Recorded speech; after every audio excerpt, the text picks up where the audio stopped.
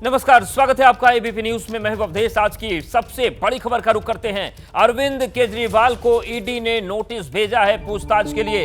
तो दिल्ली के मुख्यमंत्री अरविंद केजरीवाल को ईडी ने नोटिस भेजा है और 2 नवंबर को ईडी ने उन्हें पूछताछ के लिए बुलाया है।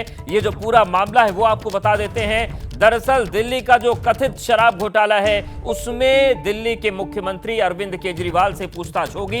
अप्रैल में सीबीआई केजरीवाल से पूछताछ कर चुकी है और अब दिल्ली के मुख्यमंत्री अरविंद केजरीवाल को ईडी ने नोटिस जारी किया है और 2 नवंबर को उनको पूछताछ के लिए बुलाया गया है। तो ये बड़ी खबर है। आपको बता दें कि आज ही जो दिल्ली के पूर्व उप मुख्यमंत्री थे मनीष सिसोदिया, उनको सुप्रीम कोर्ट ने उनकी जमानत याचिका को खारिज किया और 338 करोड़ के मनी ट्रेल की बात सुप्रीम कोर्ट ने उस पर टिप्पणी की। और अब बड़ी खबर ये आ रही है कि ईडी की निगाहें मुख्यमंत्री अरविंद केजरीवाल पर हैं और ईडी ने नोटिस भेजकर उन्हें 2 नवंबर को पूछताछ के लिए बुला लिया है।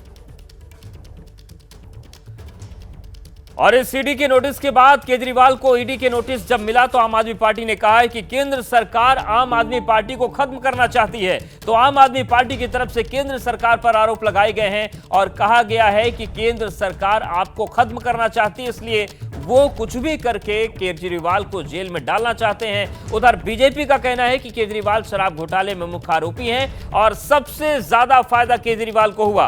बीजेपी का कहना है कि केजरीवाल जेल जाएंगे। तो ईडी के नोटिस के बाद अब बीजेपी और आम आदमी पार्टी में आरोप प्रत्यारोप शुरू हो गया है। एक दूसरे पर तीखे हमले किए जा रहे हैं। बीजेपी कह रही है कि अरविंद केजरीवाल मुख्य आरोपी हैं, सबसे ज्यादा फायदा उन्हें मिला। तो वहीं आम आदमी पार्टी कह रही है कि केंद्र सरकार आम आदमी पार्टी को खत्म करना चाहती है। जैसा कि खबर आ रही है कि अब केंद्र सरकार की ईडी ने दिल्ली के मुख्यमंत्री श्री अरविंद केजरीवाल जी को सम्मन भेजा है 2 तारीख का। इससे ये बात साफ हो जाती है कि केंद्र सरकार का एक ही मकसद है, किसी तरीके से आम आदमी पार्टी को खत्म कर देना। और इसके लिए वो कोई कसर नहीं छोड़ रहे, किसी तरीके से कैसे भी फर्जी केस बना के मुख्यमंत्री अरविंद केजरीवाल जी को जेल में बंद किया जाए और आम आदमी पार्टी को खत्म किया जाए। अरविंद केजरीवाल शराब घोटाले के मेन अक्यूज्ड हैं। सबसे बड़े बेनिफिशियरी अरविंद केजरीवाल हैं। मनीष सिसोदिया हो या बाकी लोग हों, उन लोगों ने भी पैसा कमाया।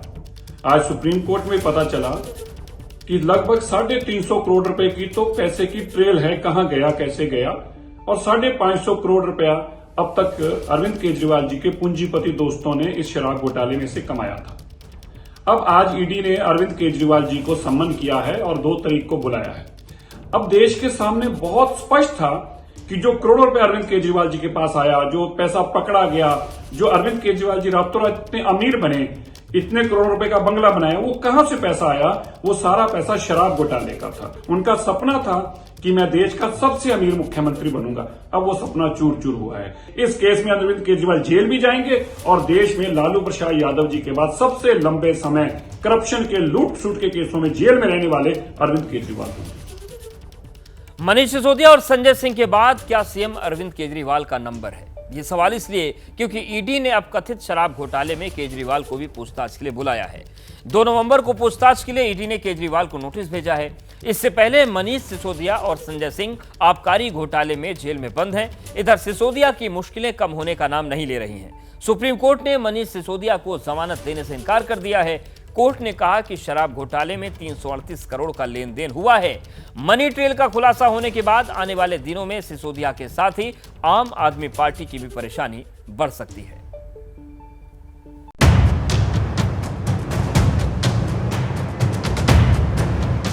शराब घोटाला झूठ है, फर्जी है और गंदी राजनीति से प्रेरित है। आम आदमी पार्टी एक कट्टर ईमानदार पार्टी है। ईमानदारी, कट्टर ईमानदारी हमारी बेसिक आइडियोलॉजी है। जिस घोटाले को केजरीवाल झूठा बता रहे थे, जो केजरीवाल शराब घोटाले को फर्जी बता रहे थे, उन्हीं की पार्टी के नंबर 2 नेता की परेशानी बढ़ गई है।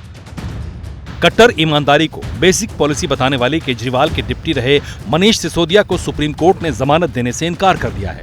कोर्ट ने कहा है कि शराब घोटाले में 338 करोड़ का लेन देन हुआ है। एजेंसियों ने 338 करोड़ के लेन देन से जुड़े दस्तावेज पेश किए हैं। शराब घोटाले में एजेंसियों पर आरोप लग रहा था कि वो मनी ट्रेल को साबित नहीं कर पा रही हैं, लेकिन अब एजेंसियों ने मनी ट्रेल यानी पैसों के लेन देन के सबूत कोर्ट में पेश किए हैं। कोर्ट ने इन दस्तावेजों को संज्ञान लिया है। कोर्ट के आदेश के बाद सवाल आम आदमी पार्टी की ईमानदारी पर उठ रहे हैं, क्योंकि केजरीवाल ईमानदारी को ही अपनी बेसिक पॉलिसी बताते रहे हैं। केजरीवाल जी पूरी नाटकीयता के साथ यह बात बार बार बोलते थे कि पैसा कहां है। 338 करोड़ रुपए प्रथम दृष्टया स्थापित होते हुए दिख रहे हैं। तो ये अब सिर्फ आरोप नहीं है, सिर्फ तथ्यात्मक आरोप नहीं है, इसमें संख्यात्मक स्थिति भी सामने आ गई है। अब मुझे लगता है केजरीवाल जी की सरकार को बताना पड़ेगा न्यायालय को कि पैसा कहां है। शराब घोटाले में सिसोदिया की मुश्किलें आने वाले दिनों में भी कम होने वाली नहीं। कोर्ट ने सुनवाई के दौरान कहा कि एजेंसियों ने भरोसा दिलाया है कि 6 से 8 महीने में मामले की सुनवाई खत्म हो जाएगी। अगर केस की सुनवाई की रफ्तार धीमी रही तो सिसोदिया 3 महीने में दोबारा जमानत के लिए कोर्ट आ सकते हैं। सुप्रीम कोर्ट के आदेश के बाद साफ है कि सिसोदिया को फिलहाल राहत नहीं मिलने वाली है और दिवाली ही नहीं, अगले लोकसभा चुनाव तक भी शायद उन्हें जेल में रहना पड़ सकता है। सिसोदिया के आबकारी मंत्री रहते ही दिल्ली में शराब घोटाले का आरोप लगा था। सिसोदिया पर बिजनेसमैन अमित अरोड़ा से रिश्वत लेने का भी आरोप लगा है। मनीष सिसोदिया सहित आम आदमी पार्टी का शीर्ष गैंग, इनका मनी ट्रेल स्टैब्लिश हो चुका है। ये लोग शराब घोटाले में, तरह तरह के भ्रष्टाचार में इतने लिप्त हो चुके हैं कि अब इनको माननीय सुप्रीम कोर्ट भी बेल देने से इनकार कर दिया है।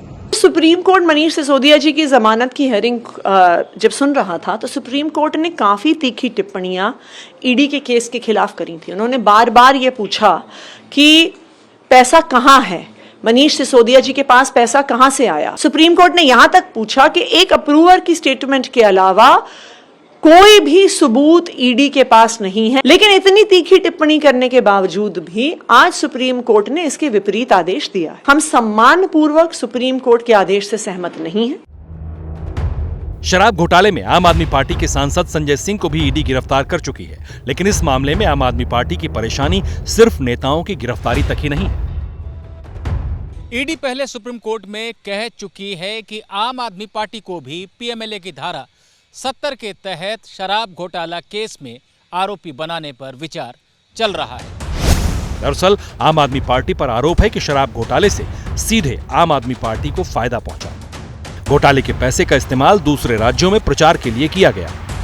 अब कोर्ट ने 338 करोड़ के घोटाले की बात मानी। ऐसे में सवाल आम आदमी पार्टी पर भी उठ रहे हैं। सुप्रीम कोर्ट उनकी जमानत रद्द करती है करप्शन केस में, तो जाहिर तौर पे एक संकेत जाता है कि स्कैंडल बहुत बड़ा। हम तो चाहते हैं कि ये पंजाब वाले क्यों इतनी देरी कर रहे हैं। सेम स्कैंडल यहाँ भी हुआ, तो यहाँ अफसर को तो बढ़ाया जा रहा है, तो बाकी को भी यहाँ भी करो ना। पंजाब का भी बहुत नुकसान हुआ है। सिसोदिया और संजय सिंह की गिरफ्तारी को आम आदमी पार्टी राजनीतिक मुद्दा बना रही थी, लेकिन अब शराब घोटाले में मनी ट्रेल की बात कोर्ट में आने के बाद आम आदमी पार्टी खुद कटघरे में है। दिल्ली से निपुण सहगल के साथ ब्यूरो रिपोर्ट, एबीपी न्यूज। जैसे ही घड़ी का काटा दोपहर 2:30 पे आए, बबीता जी का दिल सास बहू साजिश के लिए मचल जाए।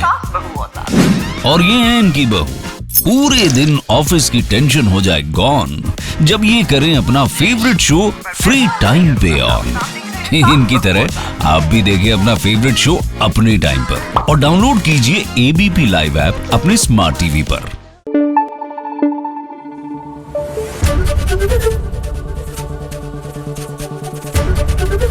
एबीपी न्यूज आपको रखे आगे।